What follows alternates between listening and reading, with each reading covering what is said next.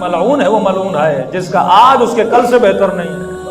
तो ये कैसा मोमिन है जिसकी नमाज में तरक्की नहीं आ रही। 20 साल जैसी इसने नमाज पढ़ी थी, आज भी वैसी की वैसी नमाज है, ये मेराज तक नहीं पहुंच पा रहा। 20 साल जैसे इसने मजलिस सुनी थी, 20 साल पहले जैसे इसने दुआ की थी, आज भी अगर वैसी ही दुआ है, इसका मतलब इसके वजूद में स्पिरिचुअलिटी और रूहानियत नहीं बढ़ रही। अगर रूहानियत बढ़ नहीं रही, अगर इसकी नमाज में तरक्की नहीं है, भाई आपके बैंक अकाउंट में तरक्की आ रही है, जीरो बढ़ रहे हैं, आपके घर में तरक्की आ रही है, आपकी गाड़ी में तरक्की आ रही है, आपके लिबास में तरक्की आ रही है। वो बच्चा जो छोटा सा बच्चा है, अगर पहली क्लास में पढ़कर अब उसको भी इतनी समझ है कि बाबा मुझे दूसरी क्लास में डालो, और दूसरी क्लास पढ़ ली, कहते बाबा आप तीसरी क्लास में डालो, तीसरी क्लास पढ़ ली, कहते बाबा चौथी में डालो। अगर पहली क्लास के बच्चे को पास होने के बाद आप पहली में डालोगे, वो बच्चा भी एतराज करेगा। लेकिन ये कैसा अली का शिया है, ये कैसा इमाम जमाना का मानने वाला है कि 20 साल जिंदगी गुजर गई, 50 साल जिंदगी गुजर गई, सर के बाल सफेद हो गए, नमाज वैसी की वैसी।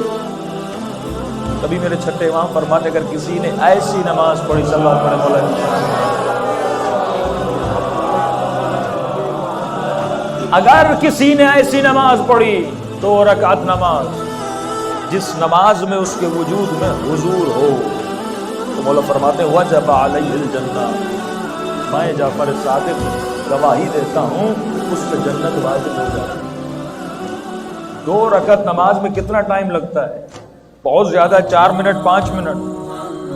और सवाल है मौला इतनी नमाजें लोगों ने पढ़ी, 1000 रकत लोगों ने नमाजें पढ़ी, 100 रकत लोगों ने नमाजें पढ़ी, आपने ये नहीं कहा कि उन पर जन्नत वाजिब। आपने कहा 2 रकत ऐसी नमाज जिसमें हुजूर हो, यानी शर्त कबूलियत नमाज और दुखूल जन्नत ये है कि इंसान के वजूद में क्या हो, हुजूर हो। यानी अगर 1 घंटा आप मजलिस में बैठे और अगर आपका ज़हन इस मजलिस में ना हो, तो बैठना और ना बैठना किसी काम का नहीं है।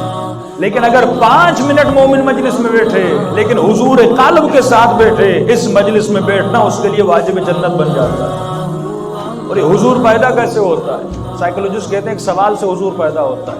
अगर मोमिन अपने वजूद में हुजूर को पैदा करना चाहते हैं, हुजूर वही नाबुद का मकाम है, तो फरमाया खुद से सवाल करो, तुम्हारे वजूद में हुजूर पैदा होगा। अभी आपके जहन मुख्तलिफ जगहों पर पराकंदा है, लेकिन अगर मैं आपसे एक सवाल करूं, आप लोग कहां बैठे हैं? किस इमाम बारगाह में बैठे हैं?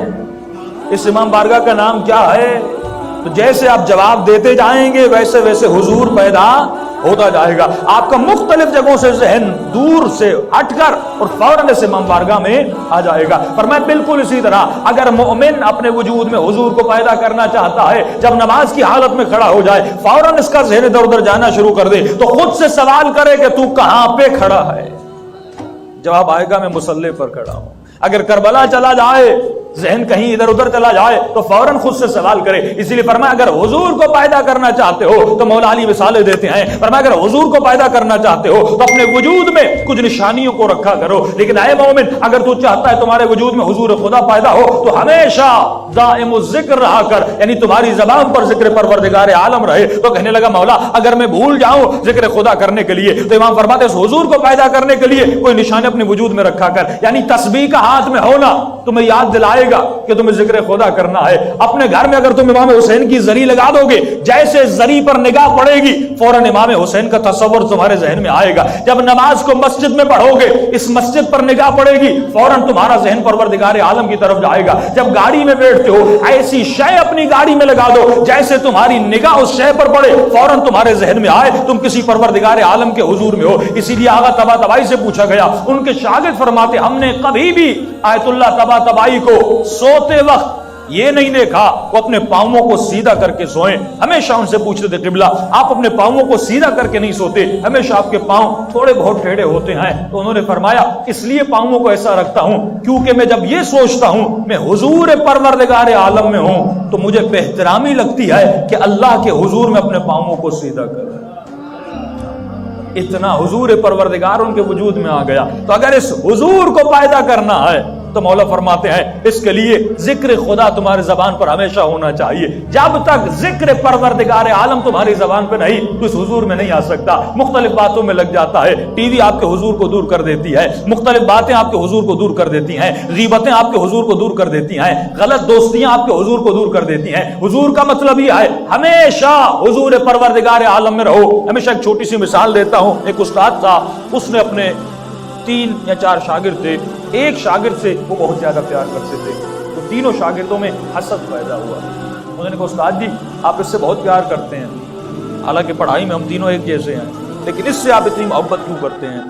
انہوں نے اپنی بات کو ثابت کرنے کے لیے تینوں شاگردوں سے ایک امتحان لیا. مشہور مثالیں بچپن سے آپ سنتے ہوئے آتے ہیں. تمام شاگردوں کو کہا کہ بھائی ایک مرغی لو اور ایسی جگہ پر ذبح کر کے آؤ جہاں پہ تمہیں کوئی دیکھے نہ. چاروں گئے, واپس آئے. پہلے سے پوچھا ذبح کر کے آئے؟ کہاں. تو کہاں پہ ذبح کر کے آئے؟ کہ استاد جی ایک غار تھا پہاڑوں کے اوپر, وہاں پہ کوئی نہیں تھا, چرند و پرند. اندر گیا اور وہاں پہ میں نے مرغی کو ذبح کیا. بہت ہوشیار ہو. دوسرے سے پوچھا تم کہاں ذبح کر کے آئے؟ کہ استاد جی میں جنگل کے اندر گیا, وہاں پر کوئی نہیں تھا, کوئی مجھے نہیں دیکھ رہا تھا, میں نے وہاں پہ ذبح کیا. تیسرے سے پوچھا تم کہاں ذبح کر کے آئے؟ دونوں سے تھوڑا ہوشیار تھا. استاد جی جنگل میں جانے کی کیا ضرورت تھی, غار میں جانے کی کیا ضرورت تھی, میں گھر گیا, کمرے کے اندر مونڈی لگائی اور اپنے کمرے کے اندر ہی میں نے ذبح کیا, اتنی دور جانے کی ضرورت کیا تھی. چوتھے سے پوچھا تم کہاں ذبح کر کے آئے؟ تو کہتا استاد جی کہیں نہیں. کہا کیوں؟ کیونکہ آپ نے کہا تھا ایسی جگہ پہ ذبح کرنا جہاں تمہیں کوئی نہ دیکھے. میں جہاں جہاں گیا وہاں وہاں وہ مجھے دیکھ رہا تھا.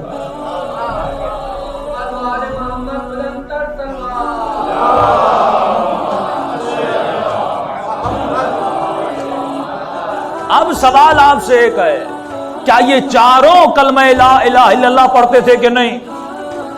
کیا یہ چاروں خدا کو مانتے تھے کہ نہیں؟ کیا یہ چاروں نماز پڑھتے تھے کہ نہیں؟ کیا یہ چاروں مسلم تھے کہ نہیں؟ پھر سوال یہ آئے جب چاروں خدا کو مانتے تھے, ایک کتنا متوجہ کیوں تھا اور 3 متوجہ کیوں نہیں تھے؟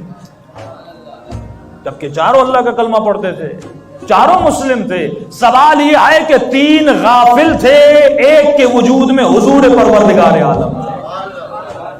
یہ حضور ہے جو ہمیں گناہ سے بچاتا ہے, یہ حضور ہے جو ہمیں امام زمانہ کے قریب کرتا ہے, یہ حضور ہے جو ہمیں معراج کی منزل تک پہنچاتا. اور اس حضور کو اپنے وجود میں پیدا کرنے کے لیے ہمیں نعبد کو سمجھنا ہوگا, ہمیں نستعین کو سمجھنا ہوگا, جو روز اپنی نمازوں میں پڑھتے ہیں ایاک نعبد و ایاک نستعین. قرآن کہتا ہے اولئک وقر فی آذانہم, کچھ ایسے لوگ ہیں گویا جن کے کانوں میں کنکریاں ڈال دی گئی ہیں, پتھر ڈال دیے گئے ہیں.